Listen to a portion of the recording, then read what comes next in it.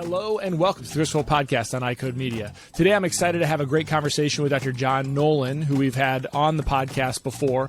And you should know that MacuHealth is a sponsor of the podcast. But what I really like about Dr. John Nolan is he allows me to ask him the questions, whatever question I want to ask him. So as a podcast sponsor, they have not tried to influence my approach to asking questions. They're always about the evidence, and I want to dig into the evidence behind vitreous health today. I think it's pretty compelling. I've got some questions that I think are probably challenge questions. They're probably the common questions people might ask. And so we're going to get into that. And as always, be sure to subscribe to the podcast, write a review, share it with your friends, and support those who support us. So today I want to talk about the MyDay multifocal for just a second. It has been a really great thing in our practice for our patients who are presbyopes of all areas, but those tricky presbyopes are always the ones that are kind of emerging, where they don't want to give up any of their far away vision, but they're having some struggles up close. And so what the MyDay multifocal has been able to do for us is to allow those patients to transition into a multifocal more easily.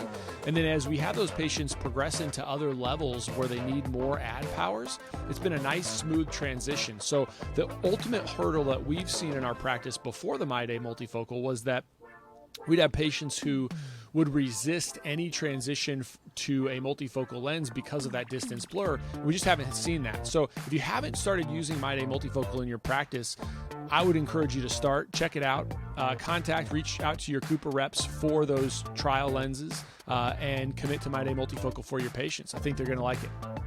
If you haven't checked out MacuHealth yet for your patients in Category 1 through Category 4, I think there's a lot of evidence that you should be considering. The first is, if we just look at AREDS 2 and what they talk about, MacuHealth is, so for patients in Category 3 and Category 4 AMD, MacuHealth is a great option for them that follows that entire protocol, and it also adds mesozeaxanthine to the mix, which, if you look at some of the evidence, I believe shows me that it's going to thicken the macular pigment better than without mesozeaxanthine. It also uses the correct AREDS 2 dose of zinc at 25 milligrams, and so you don't have to worry so much about the potential side effects of zinc.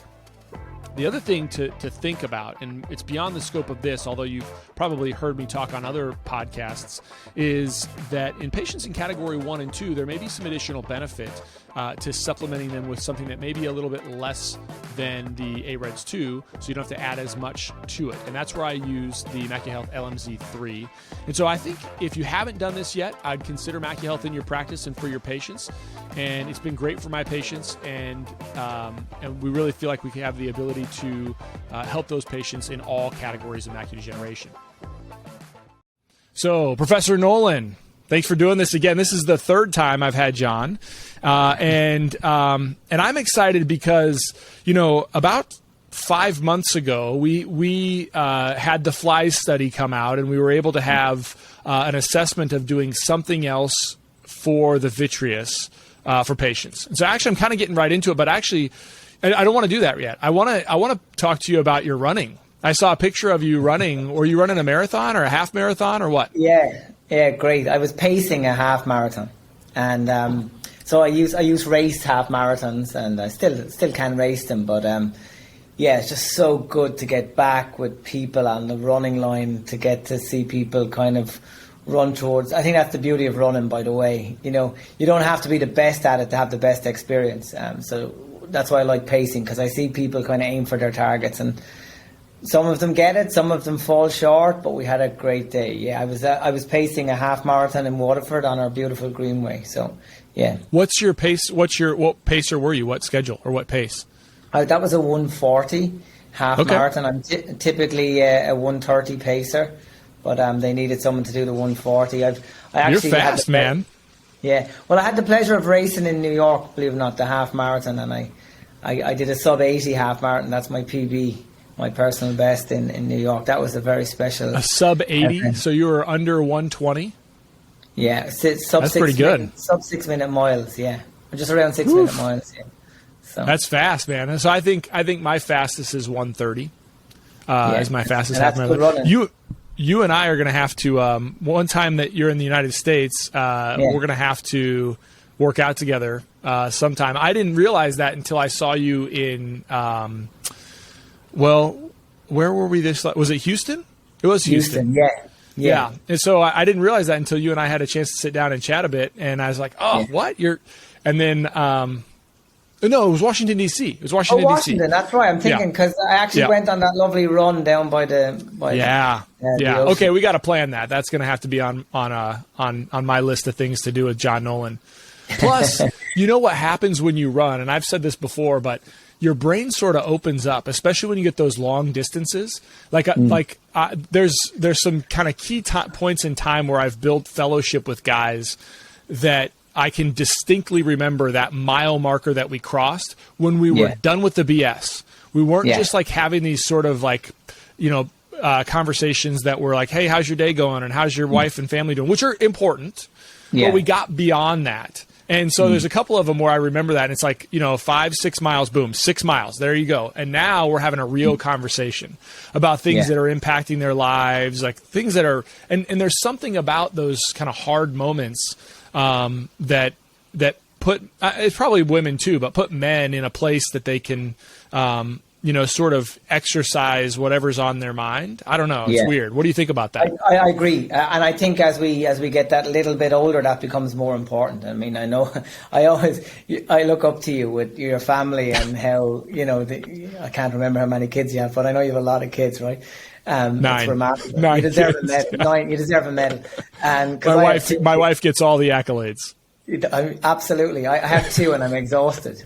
But I agree with you. I have this, this group that we run with on a Sunday, and it's kind of men typically around my age, and we do all that nicety stuff, as you say, but you do go into it's really, really, like my wife kind of makes sure I do it. Jane makes sure I do it because she knows how important it is for me to be able to kind of just talk about stuff that men are not good at talking about. And I think you get into that comfort zone where you can do that.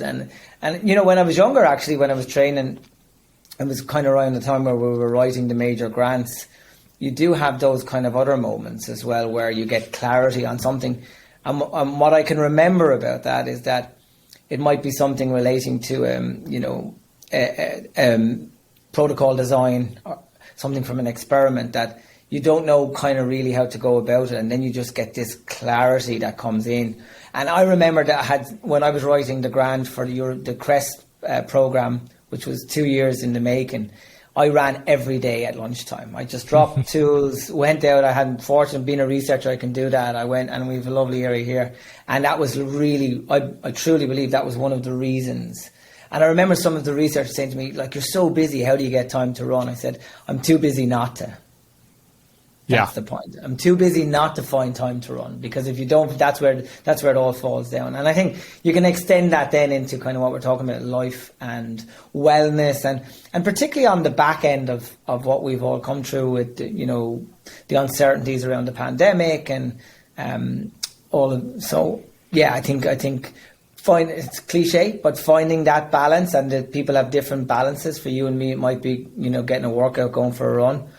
I play a lot of tennis lately. I've kind of, not that I've stopped running so much, but I get the same type of enjoyment and endorphins from tennis, which I just started playing actually during the pandemic. And can you put a lot of English on the ball? Pardon? Can you get a lot of spin on the ball? I think I can. I'm getting much better. I'm very competitive. I like tennis. Sorry, you're competitive. I bet you are. Yeah, I hate not winning. So when I play tennis, I say this. I actually coach. We have this game in Ireland called hurling, and for the girls, it's called camogie, and it's basically like lacrosse, mixed between lacrosse and hockey. It's a very fast field sport, and my daughter Penny plays, and I coach her team.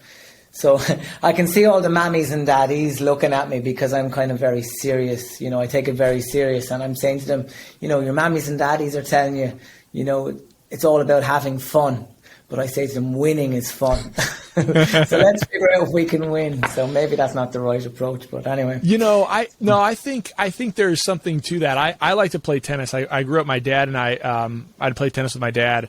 And he was always a good sport. He could have always beat me until I got, faster enough to be able to move the ball in different places. But I do not like to lose, especially when it's something that I think I'm really good at. I don't want to lose.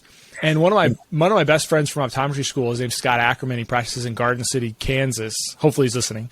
But if you are Scott, Scott can beat you in any sport, anytime, no matter how good a shape you're in, he will beat you. And tennis was no exception. And I remember like playing tennis with Scott when we were at optometry school. And, I can put a little spin on the ball here and there, but like he's a good player, like a really good player. And you're sitting there and he would serve up the ball to me and he'd put enough spin on it where I'd just be like, do you want me to return this or are we just going to have a serving contest for Scott Ackerman? And then he'd ease up a little bit, but just enough to like let me return it. And then he'd just walk all over me. Yeah, it was game over. So anyway, Scott, if you're listening, you've bested me at too many sports. I think it's the science to tennis though, isn't it? It's it's the small things that you can do that make the big difference to how you stand, how you hold a racket, the follow through. And it's what I love about tennis. For me, it's a game of patience. If you're good enough, it can be just a game of patience. When I'm not playing well, I'm going for the win straight away, and you never get the win straight away. You have to earn the win. So unless you're playing a really good player like your friend Scott, I'm sure he could probably just return it. He doesn't have to earn it. With me, he doesn't have to earn it. Yeah. Okay. So, sorry. So the tennis is funny, though. The tennis is funny, Chris, because speaking about today's topic, floaters, this is when I realised that I actually didn't like having the floaters that I had. And so sample size. Was that one of the reasons that started the fly study? No, not at all. And because the fly study is there's 10 years work gone into the fly study in terms of the observational. That's what people don't realize. They look at. Now I know. This is why it's fun to talk to you, is to unpack that, because I actually wanted to start there because first when I was reading the fly study, you basically start by how do you even get to knowing which supplements are potentially involved in reducing floaters. So the biochemistry within the vitreous and what makes the vitreous sticky and what makes the collagen fibers opacified versus more integrated and better connected without obscuring light.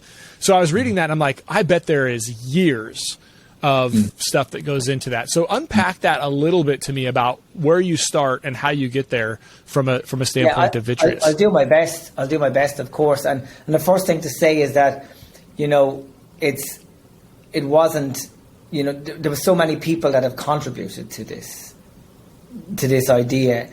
Classically, I mean, if any of your kind of viewers or listeners really want to do a deep dive into the vitreous, they need to kind of start getting comfortable with the works of Dr. Jerry Sibak out of California. And his big piece of information from the work that he does, and he works with patients all day long, is that, having vitreous floaters symptomatic is a problem, and it affects the health, it affects the quality of life of the patients. So one of the first the kind of parallel universe of what Dr. Sibak was doing and what we've been doing with our kind of macular work is that, having bad visual function, aka reduced contrast sensitivity, glare disabilities, all these are a problem, and they really affect the quality of your vision, and we shouldn't be okay with that. Classic eye medicine, ophthalmology is okay with that, and even optometry to a degree, it's like, they're fine, don't worry about them, they don't bother you. But the first learnings in all of this are that they are a real problem for your patient, and we shouldn't dismiss that. We should, and if you look at his work, his earlier works, he looks at these things called utility values, which is basically a medical way of quantifying the negative impact. And like, this is right up there with having diseases like macular degeneration, diabetic retinopathy, in terms of how they affect quality of life. They're a problem. The reason why why we ignore that 80% of the eye, and this piece of the eye that gives you your optical system, we kind of just accept that it gets old and there's liquid fraction and all. And I'm a little embarrassed, by the way, because as I started to study it, it just became obvious to me that, all these kind of really kind of sight-threatening, really impactful kind of retinal problems are in many ways connected to degeneration of the vitreous, macular holes, tears, detachments.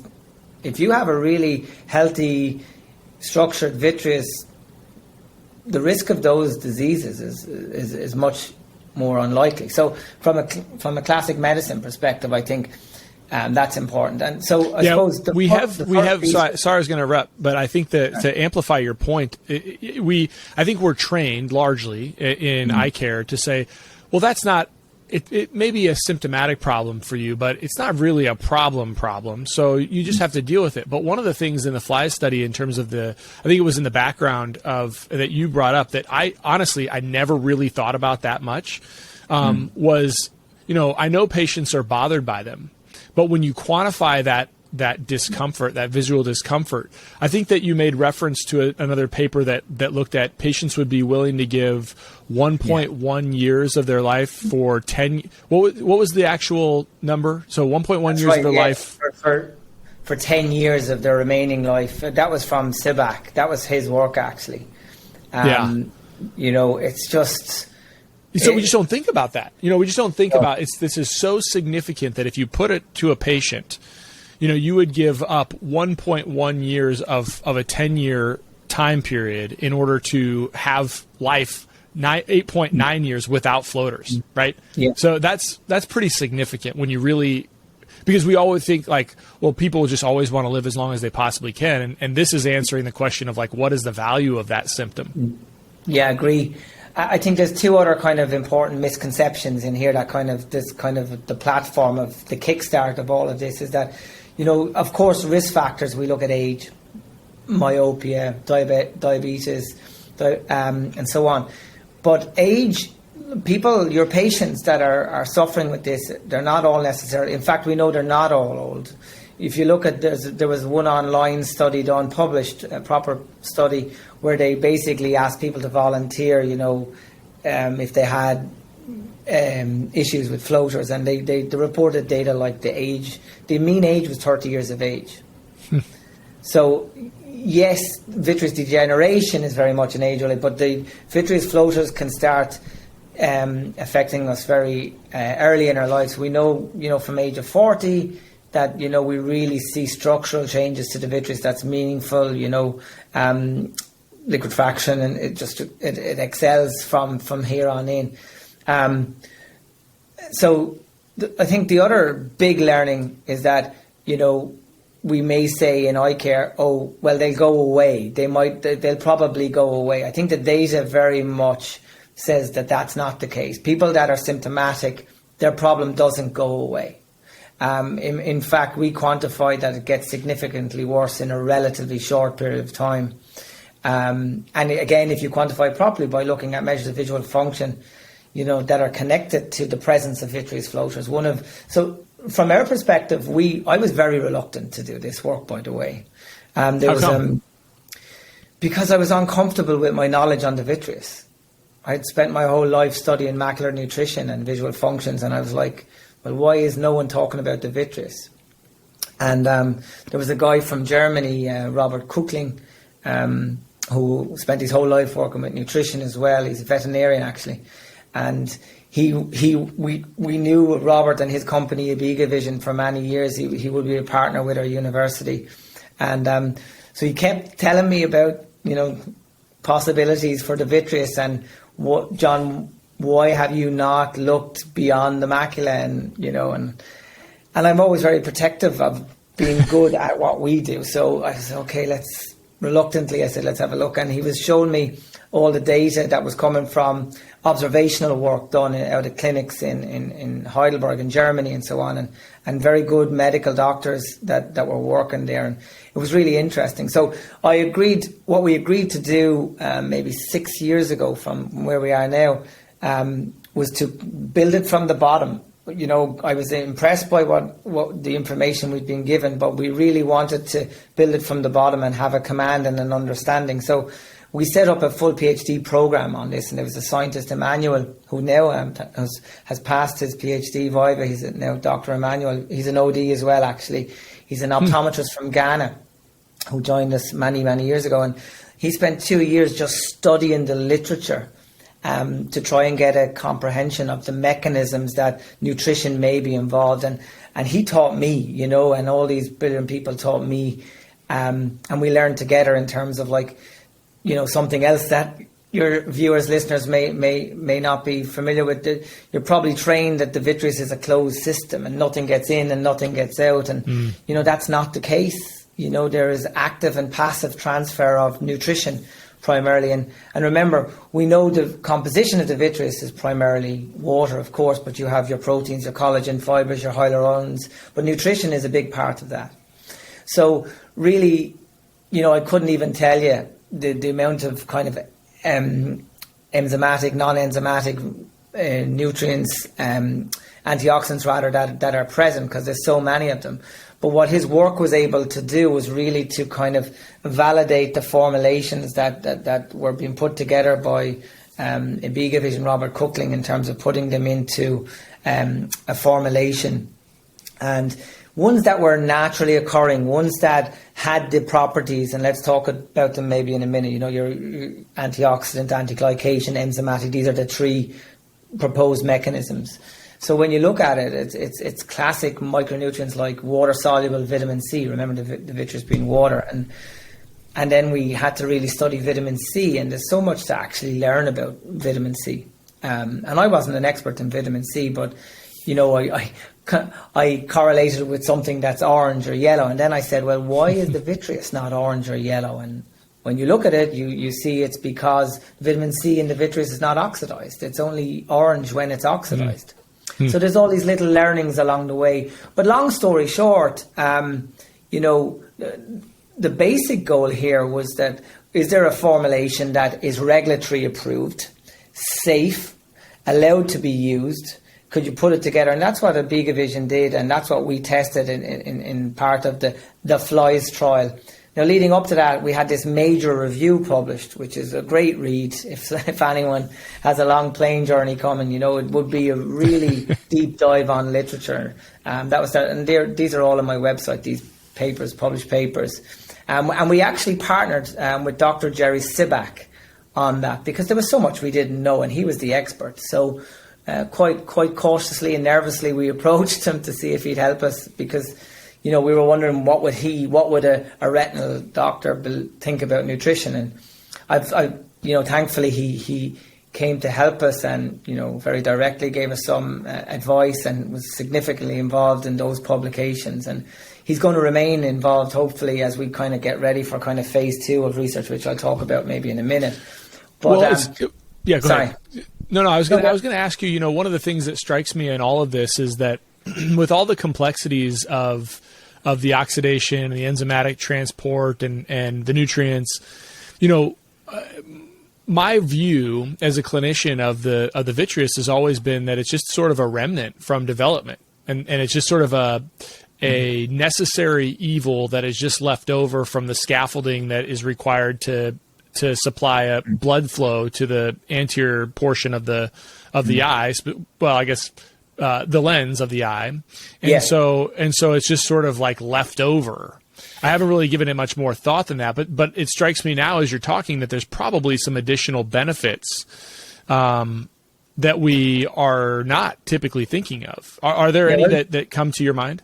Yeah, absolutely. Great question. I mean, the first one is it provides the optical system for the eye to work. It allows for refraction. Without a vitreous, you have no optical system to do business in. So that's one. It provides that system.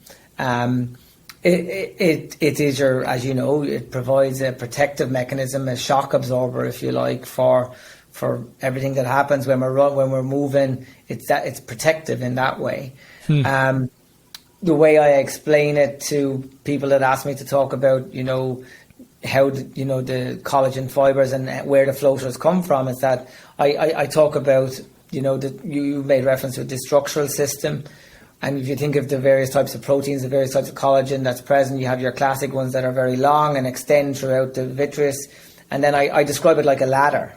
And then you have these kind of crosslinks, which are the steps in the ladder. And what we believe is that, the crosslinks are oxidized, and when they're oxidized, they slightly change their shape, and then you have these conglomerates, and these can present themselves in the form of these kind of cobwebs or annoying disturbances. So, yeah, all of those. It also is likely to be servicing other tissues and cells across the retina that we don't know about. The very fact that the high nutrient content there, but there's a lot of unknowns around that. So there's a lot more research to do to your question. Yeah. I think that's the thing that left over. Yeah. Yeah, I think that's the thing that strikes me the more you talk about that, is that we think clinically as a leftover. But if it's doing all that other stuff, there's no reason that from a developmental standpoint that you couldn't have other blood vessels that feed that system that don't have to use a scaffolding to do that. I mean, it would probably be a lot easier for retinal vessels to span that distance and have a support structure on the retina. So there's probably some other reason for vitreous. And the one that is most interesting to me, and the one that you made a reference to, which again, I don't have any knowledge of per se, but it would make sense that if it holds all these nutrients and requires all this additional input, and has the potential for other, problems with clarity with time, then there has to be some additional advantage in terms of structural support or enzymatic support or, nutrient support to the rest of the retina or other, posterior segment tissues. So it's just interesting. No, I think so. I think it's and Jerry Sibak has these two great expressions, which I think maybe your doctors will use in clinic if they're ever talking about the vitreous in this context. The vitreous is invisible by design. So we don't really look at the vitreous until we have to, until we have a problem with it. It's invisible. So I like that. And he also says in one of his papers, we need to look at the vitreous and not just through it. And I think that really sets the tone for kind of exciting research in this area. I think the other points before we moved into the interventional works were to confirm, and we published this as well in another paper. So there's a bunch of papers on this, but Emmanuel also published work where he quantified the visual function loss as assessed again with photopic contrast sensitivity. And we see that there's a reduction of about 65%. So 65% reduced. So that has a massive effect on vision-related quality of life. And Sibak did the very same piece. And he's also done kind of extraction. Vitamin C. He's done a lot of work with vitamin C, and you see that in people at risk of vitreal degeneration or with vitreous floaters, that these basic antioxidants are significantly reduced. So that kind of localization of them is different. And the amount, and so understanding why that is something for the future. I think. Well, the contrast sensitivity one too is interesting because it's something that again our patients are going to be bothered by, but they don't know exactly how to articulate it, and we don't generally measure it. Most of us. I know Harvey Hanlon has a really good kind of quick and dirty assessment of contrast sensitivity, but it is not something that by and large we're saying, oh, a patient has floaters, I wonder how their contrast sensitivity is impacted. It's like, I tell you that it's not entering in my mind, and not just because of me, but I talk to doctors all the time. It's just not entering into their mind in terms of contrast sensitivity with floaters. But it's an interesting point, and it shows you how it can additionally impact quality of life. Yeah, the contrast sensitivity discussion is going around in circles, isn't it? In optometry, and thankfully, and America is doing great here. It's leading the way. My printer decided to print something. Optometry in terms of caring about other ways to look at visual function. And I think that's really important. And I think the issue with contrast sensitivity, Chris, is standardization. The standardization of how we do it, because, luminance, all of these things can have a great impact on, the data that you get. And I think I think that's what's missing. And we see all the companies now trying to say that they have new ways to assess visual function, and it's a race to the finish line. Maybe, I know the M&S system in the US, which is we use their systems for research. Very, very good system. We use in our research, and standardization of that is good. But, is how clinic friendly is it then becomes the question. I think yes, exactly. Maybe a VR headset, maybe something like this. But I don't think the technologies are ready yet to help ODs quickly. They'll come, and people are working on them. But right now, today, if you ask me, what would you get to measure contrast? You probably all have them in whatever visual systems you're using. You just need to probably turn them on and standardize them yourself. A little bit of work, but that's the hard part. Yeah, it's the hard part for the individual clinician, is to know what to do with that, and then how often, and how you're going to check on it. Are you going to check for it to improve? And then it opens up this whole other can of worms of what is visual, what's required for visual function testing, and then the other can of worms it opens up is how far do you push this in terms of micromanaging the problem? I mean, I would say that if a patient is symptomatic from it and you can do something to intervene to improve it, and you do want to have some way to measure it, and if you can measure that and to know, one, it reinforces to the patient that you've improved it, and two, you're all the other things that can come from contrast sensitivity. So somebody probably does need to pay for that, right? That's not something that you're thinking about, but I think when we think about okay, if I'm going to have a patient back on a supplement and I'm going to see them back, is it medically necessary for me to see them back? Well, I think in the one hand, you would see those patients back at some interval for floaters. You could probably combine that assessment within that interval, order it as an additional test that you might do, and see if you can improve that. And if it's a measurable improvement, it's one other indicator for the patient to adhere to their treatment, and also just to understand the potential benefits or drawbacks of their vision currently. So anyway, those are just thoughts that I'm having, where I think that where would be a resistance to measuring that. I think the main one is standardization, and making it simple in the practice. And the other one is am I really going to add another test that I'm not going to get paid for? And, well, yes, if it's easy to do and it can be combined with some other visits that you're doing. So anyway, those are the thoughts that kind of go through my clinician brain. That's important in terms of incorporating it. We can do all the science in the world, and if it doesn't get translated to people like you and people that you work with and your colleagues, it's kind of pointless. So scientists have to listen to your problems and find ways to, maybe provide some answers, some solution. I think that the point with symptomatic vitreous floaters is an easier one than all our work on macular nutrition, because sometimes it's hard to demonstrate the benefits. You look how successful MacuHealth has been in our trials, and how the I was at some shows recently, and for me, brilliant validation of the science with MacuHealth nutrition is the amount of doctors that genuinely came up and said, yeah, this has been great. So we're kind of getting that clinic validation now. In terms of vitreous health and vitreous floaters, it's actually, there's no hiding behind the fact that it's either going to help the patients or it's not. And, the comfort I would give your listeners on this is that, this is one main study. If you look at all the data that's available, we're probably at about 600 reports of people that have been on this treatment over a 10-year period. So it's a relatively large sample. The fly study itself was a very select sample. It was 6, and we might talk about that in a minute in terms of what we actually did. Actually, that's a great place to go, because I think to start, right, when we think about the pyramid, you and I have talked about this, but the pyramid of evidence, right now we've got the fly study is so critical because it aggregates all those other studies underneath it and the learnings from them. But then you can kind of now do it in a randomized control trial, placebo-controlled trial that is masked. Now your sample size is still the N, I think, is still high enough, right? You're 61. Yeah, it has enough power to answer the question for sure. Yeah, exactly. So let's get right into that then. So I think it's we've kind of gone through the background, we've gone through the nutrients, and that's where we get into that 10-year period of data. And then you design the study. So tell me how that study's powered. Tell me the things that you're looking at in terms of symptoms and in terms of vitreous floater size, those sorts of things.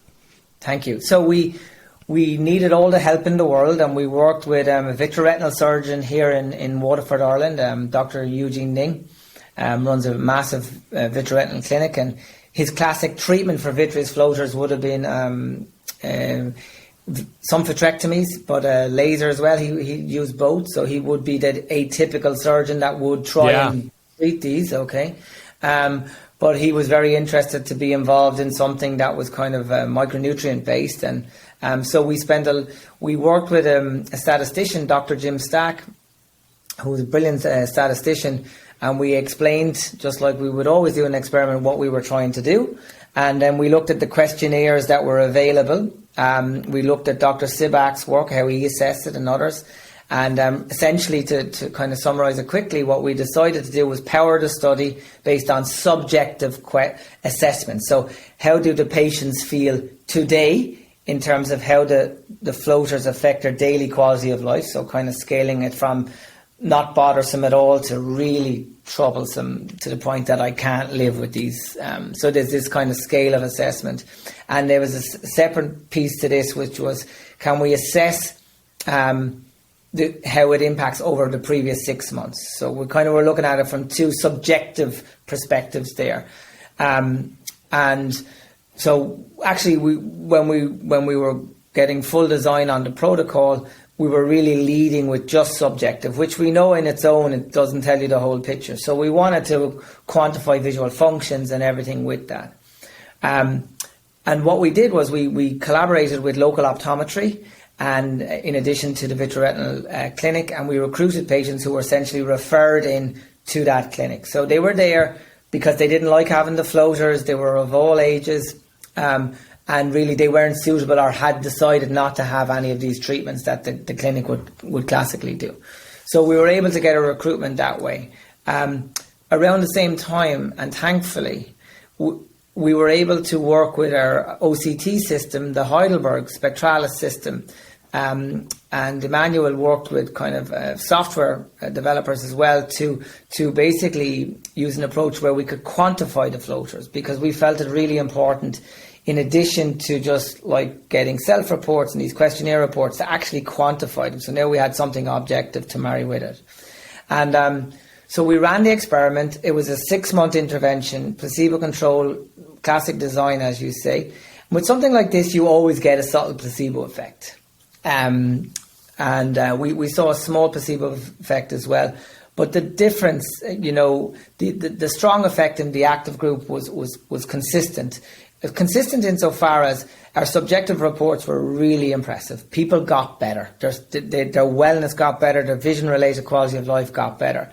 But what was really essential here was that married up brilliantly well with our quantification of the size of the floaters.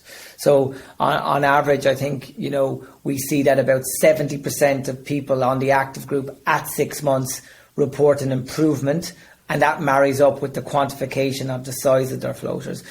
At the end of we didn't get rid of all the floaters, but you're kind of taking them more than half down in terms of how we quantify them, to the point that the problem for some people is going away, where they report floaters not bothersome at all.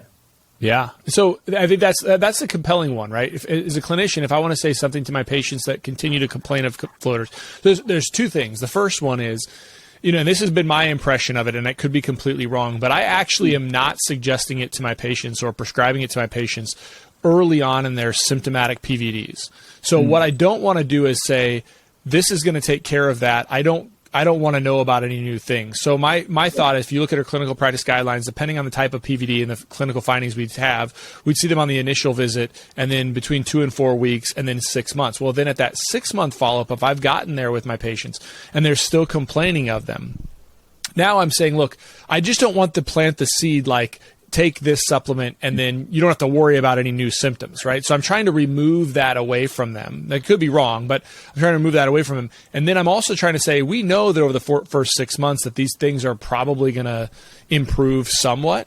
So I'm saying, okay, now if you're going to continue to complain about these things, now we've got another solution. And then within that, I've got hundreds of patients over the years that are saying, well, Chris, I'm still bothered by these floaters. Dr. Wolfe, I'm still bothered by these floaters. And I know it's not a problem because my retina looks okay, but it's still bothering me. They bring it up to me every single time I see them. Well, those are, again, okay, now we've got something for you. And I've got no retina surgeons in Omaha that are going to do a vitrectomy for a patient with floaters. They're just not going to do it. And most of I think none of them will use a laser for them either. Yeah. So anyway, my point is that now in my hands, that's where I'm using it is the longer term solution where patients are still symptomatic as you're suggesting. So then I want to know, talk a little bit about the placebo effect. You said there is always a placebo effect. So we get this 70% improvement in symptoms with the treatment group. But what was the placebo effect? It was, I don't have the exact data off the top of me, but you see a small percentage of subjects on the placebo group reporting improvements as well. This was just on the questionnaire-based data, not on the quantification. And that is why you need to have that placebo control design. Because with our statistics, our research question is not does it get better in this group, is does it get significantly better in this group compared to this group, the placebo group. And that's really why you need that placebo control design to address that question. I mean, looking at it in basic terms, I think you're looking at about less than 11% of people on the placebo may have reported. So that's the number that I want, because essentially what that tells me, and this again for the listeners, the power of this. Okay, so here's the thing. If we can have a 70% improvement of symptoms in the treatment arm, and I'm trying to think what was compelling to me was that 11%, about 10% was what I recall in the placebo arm. That difference between your treatment arm and your control, now you've got a 60% improvement, which basically then if you're going to invert that, your number needed to treat of patients who are going to have symptomatic benefit from this is not that many. It's less than 2. And so again, in my thought process, one of the things that detracts clinicians from saying, well, try this is the concern that this might not be effective for that patient. Yeah. But when I think about like the quality of life improvement of that 1.1 years, and I think, okay, well, if it were, it's not, but if it were $100 per bottle or $100 per month, it's not that much, right, to the patient. But if it were, you could say $600, right? If it were $600, would a patient be willing to trade those floaters, a 70% reduction in those floaters, floater symptoms? Would that be worth $600? Yeah, for most people, it probably would. And most people, when they're bothered by it enough, even if it doesn't have the effect that they think that they want, it's still worth the trial, right? And so that's the kind of power of understanding the data, and then understanding the benefit and the cost of that benefit becomes really a pretty easy answer to be able to offer it for patients. Yeah, what I'm learning actually is, like, when I speak to doctors about this, I'm kind of sensitive to the data. And what I mean by that is there was this 30% group that in our experiment were on the active and they didn't get any win. But the doctors are saying to me that if they can help some of the patients, even if it was a 50%, they were like, the data suggests it's higher now. We're at 70% in terms of people getting a win from doing this. I think they're really good odds. And I think, to our earlier point, the patient will become their own experiment. If they're really feeling that this is benefiting, they're going to tell you, and we're seeing this already. I mean, I can show you emails, letters, people from across the world who have been on this now, who are genuine, and that's not science. That's just kind of people's observations and people's appreciation. And it's a bit weird when you get those letters, but unlike anything I've ever seen, that is the patient satisfaction and the patient appreciation of the science, the research, the fact that there's people working to really, draw a line between the whole narrative that food supplements are snake oil and a lot of food supplements are low quality. And that's why what's really important here, and I've always said this, to you and to your colleagues when I lecture on any of these topics is, if we go there, that we want to use evidence-based and we want to just provide the information and prescribe in some cases to patients that there's opportunities here to reduce your risk of macular degeneration or vitreous degeneration or reduce vitreous floaters, that the quality piece is intact. And the quality piece for me is twofold. It's nutrients and interventions that have an evidence-based, aka they've been tested in terms of effectiveness, efficacy, but also the quality in terms of the stability. When you look at the micronutrients used in vitreous health, there's no big nutrient that we've discovered that we said this is something. These are nutrients that exist naturally in the vitreous. These are nutrients that can be sourced and quantified, that we know about. Zinc or L-lysine or vitamin C. We know about their properties, but it's getting them into a formulation that provides a potential solution for the patients is something. So I suppose my waffle there is that, look, science is one thing and evidence is brilliant and quality is essential.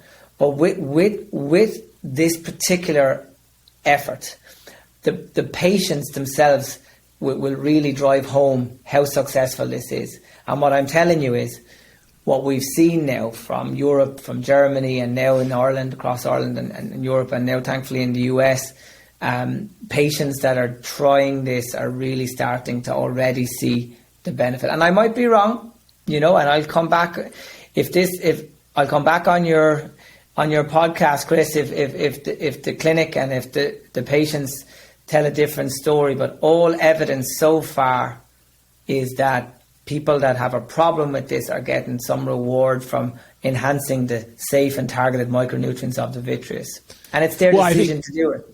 Yeah, and I think the other part of that, which you just briefly touched on, was the objective measures, right? So we can be, within the evidence, we're not just looking for the subjective measures, we're looking for the objective measures, and then we have the kind of case studies that you're talking about that support the research studies, which is how we think about evidence-based medicine, where you have sort of patient preference, you have clinical research or research studies, and then you have kind of clinical intuition, and they all marry together to meet that patient where they're at.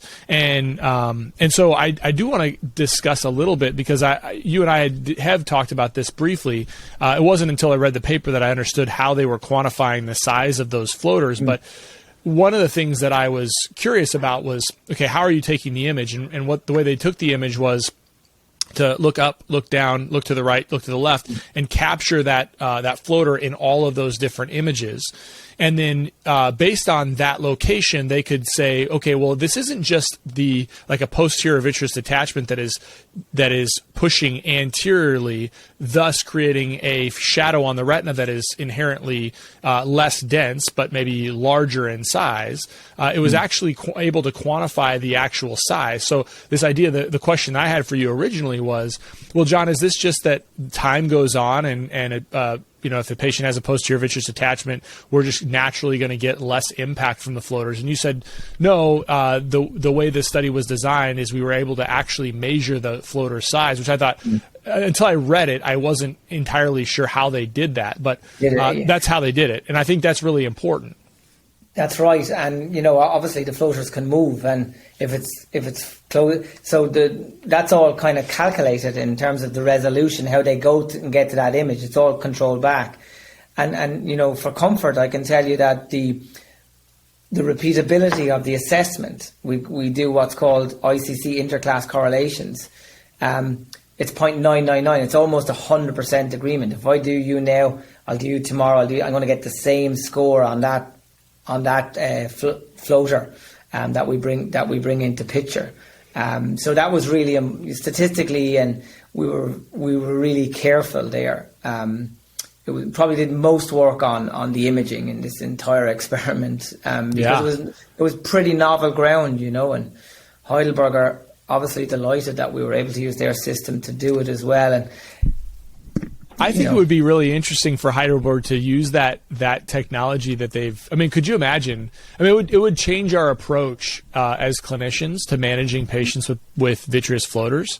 If they could actually figure out an algorithm within that it would be easily capturable and measurable over time, where you could actually image that entire vitreous and then quantify that improvement, just like we can with macular degeneration and drusen. And I mean, I'm sure they're probably wizards are thinking about that already, but that would be super cool. Like if you're thinking about what would be helpful for clinicians, well, it would be really helpful when our signs and symptoms align and a patient comes back in and says, why, I am that 30% group and it's not helping me at all. And we could say, yeah, it's interesting. I can measure this and it is shrinking. We can measure this. Here's before, here's after, it's shrinking. But why is this patient's symptoms? And that leads me to another point. Were there any learnings? Because there's a whole bunch of other things that you guys looked for in all of those patients. Were there any learnings from the 30% that didn't respond? Was there something about those patients? A great question. We couldn't see anything that was unique. So, the first place we went to was like the stage of vitreous degeneration, because you've made reference to PVD a couple of times on this call, rightly so. The effect was greatest for more advanced, but it wasn't significantly different. People with very early stage degeneration, so they didn't have PVD, so they're at that very early stage. So they benefited as well. And so there was maybe we didn't have enough power really in the sample to do that. But we didn't see anything, to answer your question, we didn't see anything about age or nutrition or gender or even visual functions. So you did look at nutrition too. I guess I must have see how I guess it may not have gone into the paper. Well, it may not. I did, but it just may have skipped me when you. I just don't recall how did you assess their nutrition? That's just another thing to think about. I'm saying we may not have put. We're to blame here, not you. We may not have put it in the paper. Okay. We did basic dietary assessment, and we lifestyle assessment. We also measured carotenoids because that's what I do for a living. And we didn't see anything that told us why the 30% were the 30%, and I think that's probably something that we need to go. And the other question is does that 30% get less if we intervene for longer? I've done this presentation a few times now, and I'm asked all these really, great questions like, what happens if we stop? And I'm like, I don't know. What happens if we go for longer? What happens if we double dose? This is brilliant research and it's time to be used. But I do think, there's a good bit more to do. At the moment, we're planning a couple of new pieces of research related to the vitreous and building upon this. One of them is, and I'm in conversation with Dr. Jerry Sibak around, he's very interested to actually quantify vitreous micronutrition following intervention with vitreous health. So he wants, as a doctor, he wants us to look at the vitreous itself and detect the magnitude of change. So that's probably one experiment. The other experiment is the dose response. What happens if we were to do more or slightly less? What happens if we go for longer? But it's easy to say we're going to do that. I mean, flies took 5 years at the university from when we started looking at the protocol to getting the scientists to do it, people don't realize that. It's why I get infuriated when it gets dismissed in medicine that it's a small study, because we're not big pharma, we're academics at a university, and we fight for our life to get grants, and we work with organizations non-exclusively across the world. MacuHealth, actually, the MacuHealth, we've spoken about this before, they've never even supported financially any of the research we've done. I think that's super important I know I brought it up at the beginning, but obviously MacuHealth has allowed me to have access. Not that, I had access to you before MacuHealth was a sponsor, but it becomes a little bit, the connections with you and Jim and all those other sorts of things is what I really love about that partnership is I can say, hey, Frederick, can you put me in touch with this guy and that guy? And he's like, yeah, let's do it. And so that's what's really one of the main values for the podcast, I think, is it puts me in touch with people like yourself. But I think that you can't overstate that point enough is this, there's a thought that John Nolan is MacuHealth. And I want you to clarify that one more time. Yeah, okay, thank you. Well, I'm employed by the university here, Southeast Technological University in Waterford. So, I hold a chair here that's funded by the Howard Foundation UK. They're a charity in the UK. But our research primarily has been supported by competitive grants. So myself and my colleagues, we write research grants. So I'd say about 90% of our funds have come from competitive research grants to do what we do. The easiest way to explain it is I look at macu health or vitreous health, the formulations, as part of the methodology. So what do I mean by that? If I'm measuring vision, I want to have the best technique to measure contrast, or the best HPLC in the chemistry lab to measure carotenoids in the blood. Part of our research is having a formula that's stable and effective. Why wouldn't I use macu health intervention? Because we've looked at them all. We've looked at their stabilities, we've looked at the optimal amounts. So I pick it because it's something that has an existence that we're able to use. So, but to your question, I mean, Jim Stringham and Jim was an academic. He's now employed directly by MacuHealth. So I would have an academic relationship with Jim. We would co-author on works. We work together as postdocs in Max Notterly's lab in Augusta, Georgia. But yeah, I mean, I can use any formulation I want in the experiments we do, and we've used them all. I've used Bosch and Lomb products. I've used many different products from across the world. And the future is, we apply for funding through what's called Horizon Europe. It's European grant agencies. One relationship that's clearly present between MacuHealth and, as you can say, John Nolan, is that I'm chair of the Bonn conference, which is a conference that's run in Cambridge, and we have a big announcement coming about that soon. We hope to move it to the US.